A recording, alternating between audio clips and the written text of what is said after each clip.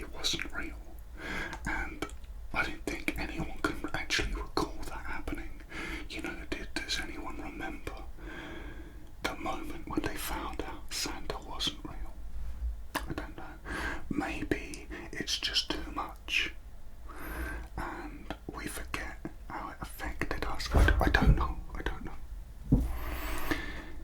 Guess what I found out the other day? Santa is real. Yeah, just hear me out. Okay, just hear me out. So basically, I went up to Lapland, okay, in the North Pole, yeah, in order to have a look at a property deal, okay, just some ski lodges, okay. So I'm there, and I'm looking around, and it looks good, it looks promising. I've drawn up some interesting designs, and we've been given the planning permission to do that, and it's all looking really good. Anyway, we went to have a coffee and to warm up a little bit because we've been outside, and I noticed something up near one of the mountains. It looked like a sleigh and reindeers had flown past, and I thought I must have imagined. Or perhaps it was some kind of a light show of sorts, you know, some kind of a hologram. So I asked the local estate agent and the architect about it, and they said they'd never heard of such technology being used in the area, and they were very in the know about the kind of stuff that happened around there. So I was naturally curious, and I decided that night I would go and investigate. So I hired a local tour guide to take me to this mountain, and at first he said, I can't take you there.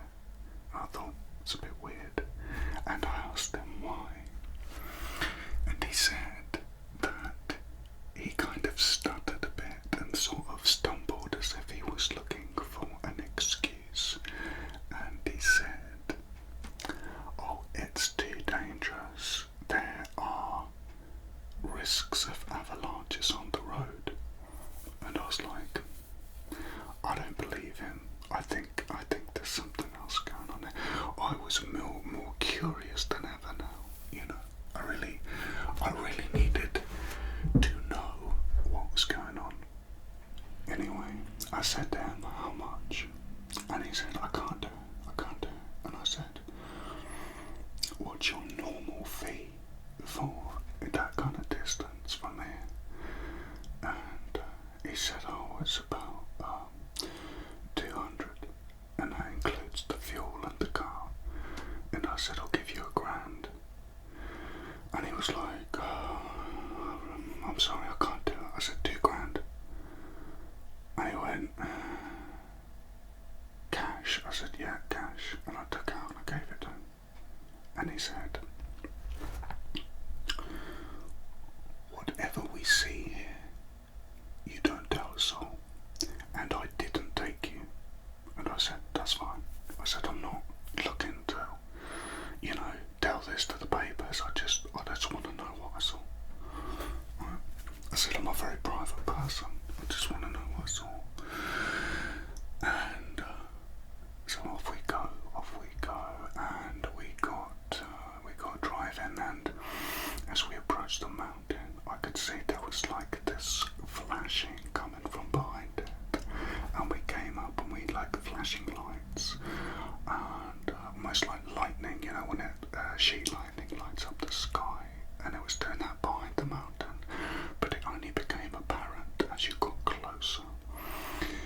And we got onto this road, and we started to drive and wind round, and after taking a few turns,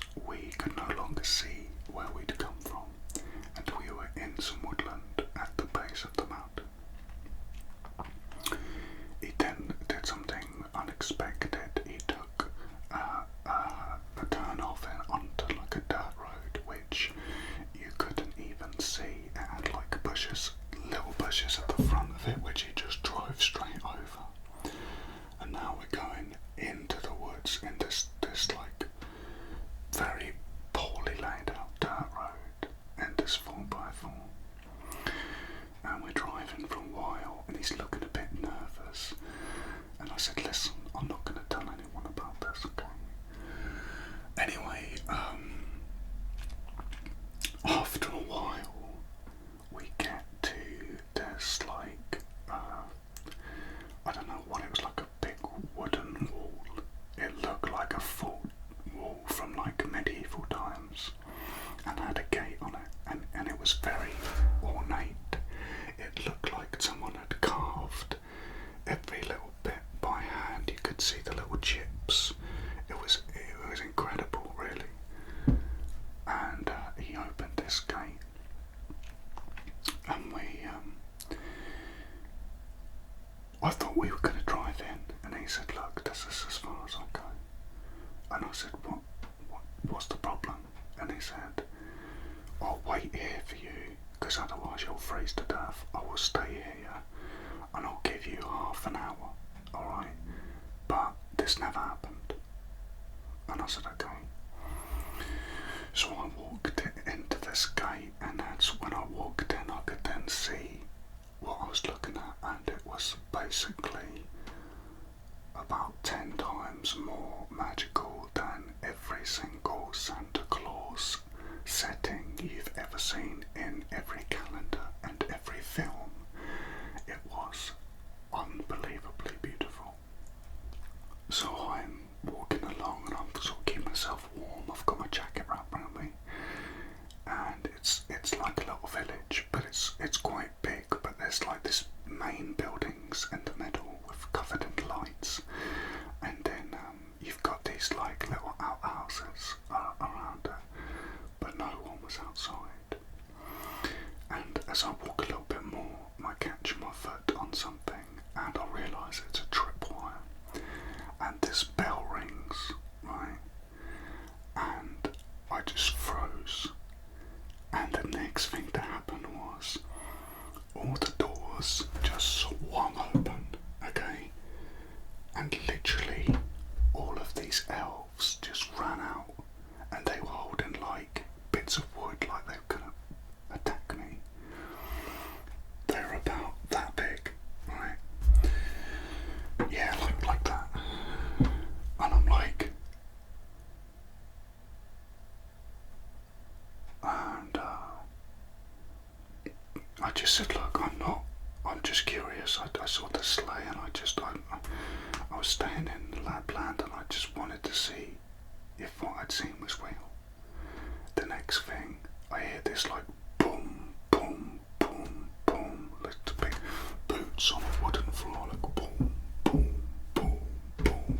And this massive man, he must have been about 7 foot tall, and like big, right? He like big, broad shoulders, big arms. He comes out dressed as Santa Claus, big white beard. It was Santa Claus, and he's like, oh, oh, oh. And I was like, this is like a cliche. And he comes over to me, and I'm petrified. I can't move, cannot move. And he just says, why are you here? And I explained what I'd seen him. And he said, there's only a very small amount of people that can see me when I don't want to be seen.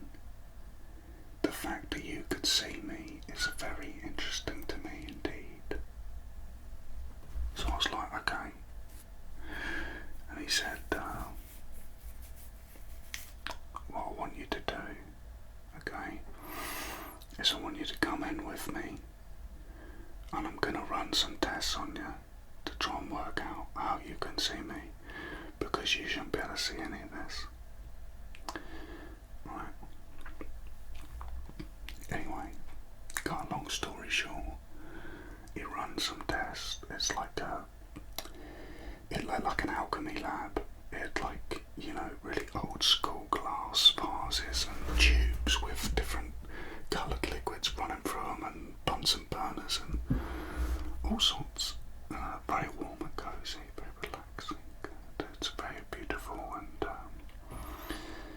Christmassy, just like you've always seen, but even better. And he goes, he said, when did you first feel different? And I said, what do you mean? And he said, you know. And I thought, I said I was about 12 or 13, and I ate this, the candy cane thing, and I crunched into it, and it was like all like sparkly and glittery in my mouth. It was like nothing I'd ever had. And I said, ever since then, I've seen things, different things, and I was thought it was just my imagination. And he said, no. He said, what happened was, about 25 years ago, there was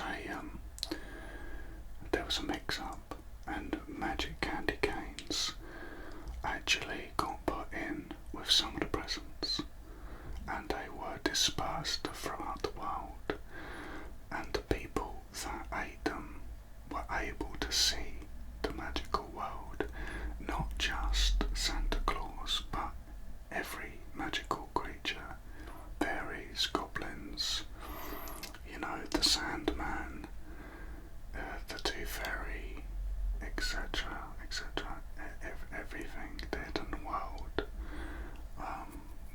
And these candy canes were actually designed for the assistance of these different magical creatures, so that when the Tooth Fairy hired a new assistant, they could give them this candy cane and they could see the magical world. But they accidentally got mixed up with normal candy canes, and you're one of the people that ended up eating one, and ever since then you've been able to see it. And I was like, what? Anyway, we ended up chatting and getting on really well, and I explained my situation and what I do as a businessman, and he said they found it very interesting, and I invited him to a party in Ibiza, which he'd never done before, believe it or not. And he has reciprocated by inviting us to a party in his Santa's village. Now this will be on the day before Christmas Eve, when they basically got everything done, but then they do final checks on Christmas Eve. So the day before they have like a little rest day and a party celebrating all of the preparations. And we have been invited to that party, so I'm so excited. Apparently it's amazing, like loads of magical creatures from all over the world go to this party, and it's gonna be epic. It's all over the mountain, it's every event you can imagine. There's skiing, there's dancing, there's like a light show, there's all sorts of stuff. Alright, so I'm so excited about it, and I want you to be my guest that I take. Okay, are you interested in that? You are? Oh, that's brilliant. I'm so glad. I thought you'd want to come. Yeah, oh mate, I'm so excited. So, but obviously you can't tell anyone about this, okay? And you're not allowed to take any pictures. I mean, it wouldn't show up anything anyway, because oh yeah, he said that you could take one of the candy canes when you get there. He'll give you one so that you can see everything as well, otherwise you won't be able to see anything, okay?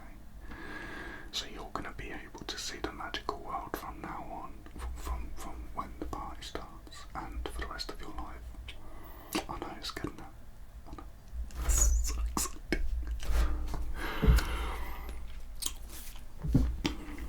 Okay, well, that's what I wanted to talk to you about, okay? Christmas Eve, leave it clear. What we'll do is we'll go up a few days before and just chill out in Lapland, and then we will go to the party. So leave the week clear, book the week clear off the week before. When we're talking about book the week off, you just travel the world with me, going to different crazy adventures, don't you? So you don't need to book anything off. Okay, yeah. So yeah, that's what we're doing. Week before, we'll go up and then we'll go to the party. Okay, sound good? Sweet. I knew you'd like it. Okay, well, I'm gonna go and do a few bits and then